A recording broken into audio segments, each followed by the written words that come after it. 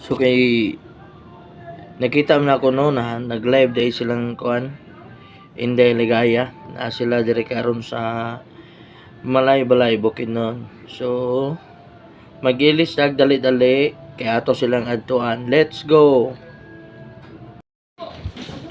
So yan lang pala yung naabutan ko guys kasi pauwi na sila kasi magbibihis sila, papunta pa silang St. Peter para sila yung mag-guest doon para sa linggo ng kabataan.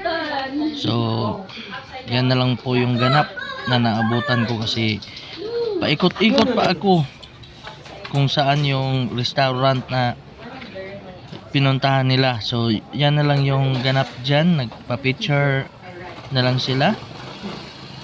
Siyempre ako din mamaya magpapa-picture din ako mamaya. Hindi tayo magano ha. Uy, smile pa yan si Ligaya sa akin, no? Ang saya-saya kasi Ligaya. Yan. Kasunod niyan ay magpapa-picture na rin po ako. So hindi natin sila nakausap kahit saglit.